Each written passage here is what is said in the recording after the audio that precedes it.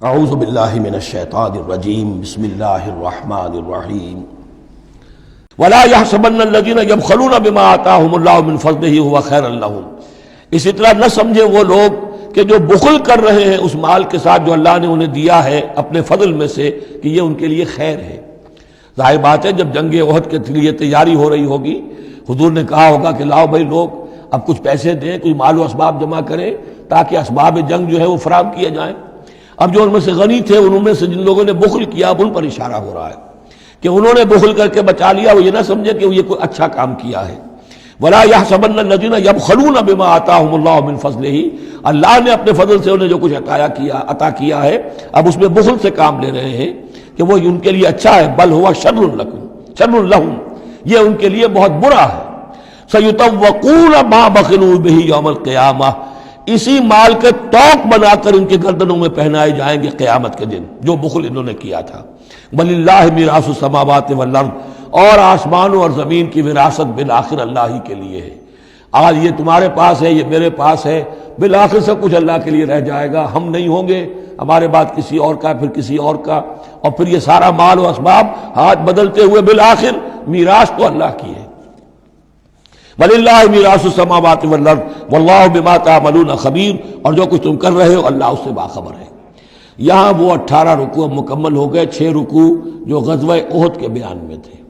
اب 2 کنکلوڈنگ رکوع ہے اس سورہ مبارکہ کے۔ لَقَدْ سَمِعَ اللَّهُ قَوْلَ الَّذِينَ قَالُوا إِنَّ اللَّهَ فَقِيرٌ وَنَحْنُ أَغْنِيَاءُ، اللہ نے سن لی ہے بات، قول ان لوگوں کا جو یہ کہتے ہیں کہ اللہ فقیر ہے ہم غنی ہیں۔ ان میں منافقین بھی شامل ہو سکتے ہیں اور یہودی بھی۔ جب حضور کہتے تھے اللہ تعالیٰ کو ضرورت ہے قرض حسنہ دو، تو گویا کہ اللہ تو فقیر ہوا، پھر محتاج ہوا، ہم غنی ہیں، ہمارے پاس دولت ہے۔ سَنَكْتُبُ مَا قَالُوا، ہم لکھ لیں گے جو کچھ انہوں نے کہا ہے۔ بڑا غصہ ہے اس کے اندر، ہم لکھ لیں گے جو کچھ انہوں نے کہا ہے۔ فوراً تو نہیں پکڑتے، لیکن ایک وقت آئے گا کہ جس دن انہیں اپنے اس قول کی پوری جو ہے اس کی سزا مل جائے گی۔ اور صرف یہی نہیں، قتلہم الانبیاء بغیر حق، اور جو نبیوں کو یہ قتل کرتے رہے ناحق، وَنَقُولُ ذُوقُوا عَذَابَ الْحَرِيقِ، اور ہم کہیں گے کہ اب چکھو مزہ اس جلا دینے والے سلگتی ہوئی آگ کا۔ ذَلِكَ بِمَا قَدَّمَتْ أَيْدِيكُمْ، اور یہ سب کچھ ہے تمہارے اپنے ہاتھوں نے جو آگے بھیجا ہے۔ وَأَنَّ اللَّهَ لَيْسَ بِظَلَّامٍ لِّلْعَبِيدِ، اور اللہ تو اپنے بندوں کے حق میں ہرگز ظالم نہیں ہے۔ الَّذِينَ قَالُوا إِنَّ اللَّهَ عَهِدَ إِلَيْنَا، یہ گویا کہ پھر یہود کی طرف رخ ہو گیا ہے، جیسا کہ اس صورت میں پہلے تھا، اس رکوع میں 19ویں میں۔ جو لوگ یہ کہتے ہیں کہ اللہ نے ہم سے ایک عہد لے لیا تھا، اللہ نؤمن لرسول حتی یاتینا بقربان تاکلہ النار، کہ ہم کسی رسول پر ایمان نہ لائیں جب تک کہ وہ ایسی قربانی پیش نہ کرے جسے آگ کھا جائے۔ یہ ابتدائی زمانے میں جیسا کہ میں نے عرض کیا تھا، عہد طفولیت تھا نوع انسانی کا، تو خرق عادت چیزیں بہت ہوتی تھی۔ ان میں سے ایک بات یہ بھی تھی یہود کے ہاں ابتدائی دور میں کہ اگر کوئی شخص قربانی پیش کرتا ہے اللہ کی جناب میں، کوئی بچڑا اس نے ذبح کیا، پیش کر دیا، اللہ کے لیے صدقہ کیا، نذر کیا ہے، تو آسمان پر سے ایک آگ اترتی تھی جو اسے بھسم کر دیتی تھی۔ یہ علامت ہوتی ہے اس کی کہ یہ قربانی قبول ہو گئی۔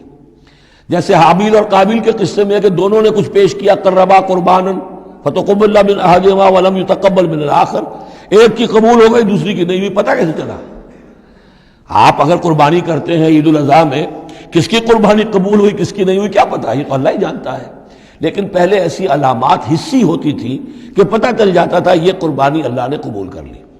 تو اسی کے لیے انہوں نے کہا کہ ہم سے تو عہد لے لیا تھا اللہ نے کہ ہم کسی رسول کو جب تک کہ وہ یہ معجزہ نہ دکھائے اس وقت تک نہیں مانیں گے، تو اگر محمد رسول ہے تو یہ معجزہ دکھائیں۔ یہ تھی بات جس کا جواب دیا جا رہا ہے۔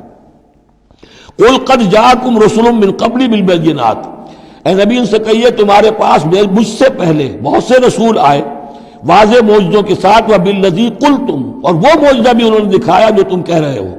فَلِمَ قَتَلْتُمُوهُمْ، پھر تم نے انہیں کیوں قتل کیا؟ ان کنتم صادقین، اگر تم سچے ہو۔ فَإِن كَذَّبُوكَ، پھر اے نبی اگر وہ آپ کو جھٹلا دیں، فَقَدْ كُذِّبَ رُسُلٌ مِّن قَبْلِكَ، تو یہ آپ ہی کے ساتھ معاملہ نہیں ہوا، آپ سے پہلے بھی جو رسول تھے انہیں جھٹلایا گیا۔ گویا کہ یہ تو اس راستے کی ایک عام جو ہے وہ تجربہ ہے جو آپ کو بھی کرنا پڑے گا، جو اس سے پہلے نبیوں کے ساتھ ہوا ہے۔ جاؤ بالبینات، وہ بھی آئے تھے واضح نشانیاں لے کر، واضح معجزات کے ساتھ، وہ زبر اور صحیفے لے کر، والکتاب المنیر اور روشن کتاب لے کر۔ کل نفس ذائقۃ الموت، ہر ذی نفس کو موت کا مزہ چکھنا ہے، ایک دن تو موت آ جائے گی۔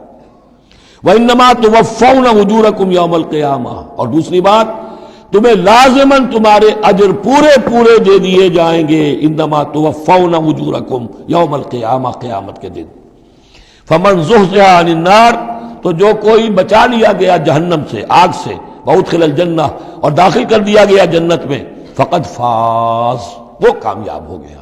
اللہم ربنا اجعلنا منہم، اللہم ربنا اجعلنا منہم، وما الحیات الدنیا الا متاع الغرور، اور نہیں ہے دنیا کا یہ سارا ساز و سامان مگر دھوکے کی ٹٹی، دھوکے کا سامان۔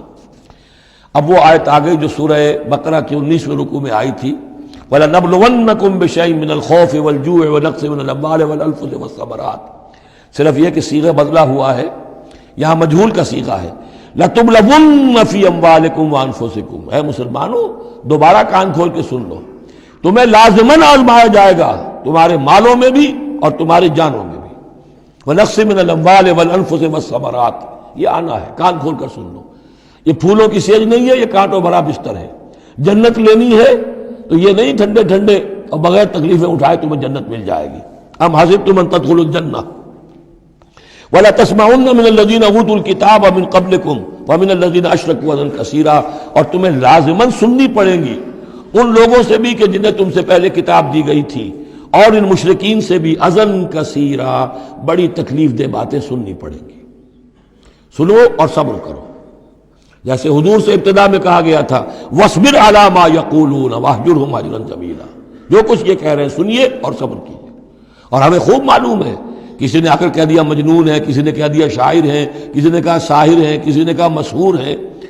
وَلَقَدْ نَعْلَمُ أَنَّكَ يَضِيقُ صَدْرُكَ بِمَا يَقُولُونَ، اے نبی ہمیں خوب معلوم ہے کہ جو کچھ یہ کہہ رہے ہیں، جو کچھ آپ کو سننا پڑ رہا ہے ان کی زبانوں سے، اس سے آپ کا سینہ بھیجتا ہے، آپ کو تکلیف پہنچتی ہے، لیکن صبر کیجیے۔ وہی بات ہے جو کہی جا رہی ہے مسلمانوں سے، وَإِن تَصْبِرُوا وَتَتَّقُوا فَإِنَّ ذَلِكَ مِنْ عَزْمِ الْأُمُورِ، اور اگر تم صبر کیے رہو گے، ثابت قدم رہو گے اور تقویٰ کی راہ اختیار کیے رکھو گے، فَإِنَّ ذَلِكَ مِنْ عَزْمِ الْأُمُورِ، تو یہ بڑے ہمت کے کاموں میں سے ہے۔ صدق اللہ العظیم۔